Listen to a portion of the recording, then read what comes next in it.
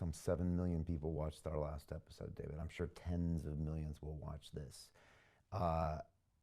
Apparently our last episode is going to be broadcast on a television station in this country and be promoted in a mainstream newspaper with nearly 1 million circulation. People are listening. They're tuning in. Does this give you hope? Oh, of course. And it's not about me. It's about the information. It's about the realization of the reality that we're experiencing behind the smoke screens and the illusions that we're given and told to believe in. So, you know, in the old Yellow Brick Road, Wizard of Oz, they seem to be dealing with an all-powerful force. And when they looked behind the curtain, it was an old bloke who had no power at all. And this cult expresses its power by persuading the target population that it has power. Its power is in our acquiescence to that illusion of power. We now have the chance to break the spell, to break the mind spell and see behind the curtain. And what we'll find is something that's not powerful at all once we stop acquiescing to it. And that's where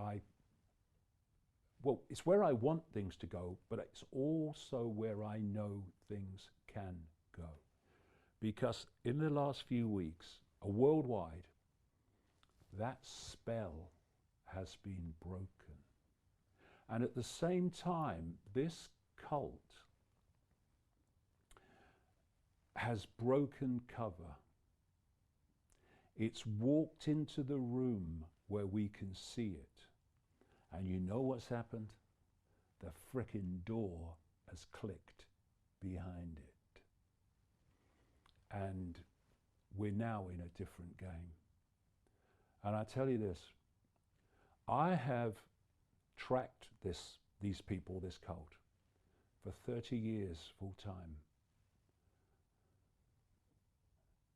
And I've seen what they do, and I've seen how they act, and I've seen their staggering, shocking levels of psychopathy. And you know what?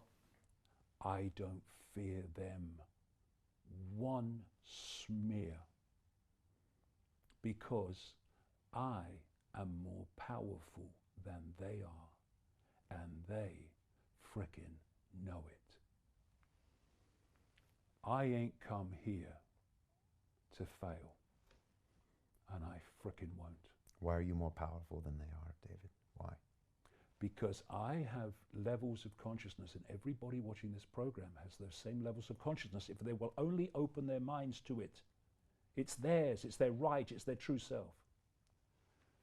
Whereas this cult is so limited in its perception, in its ability to make things happen.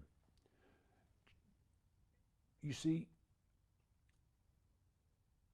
what they've done, because they are so limited, I promise you they are so limited, the only way they can control humanity is to put humanity in a smaller box than they're in.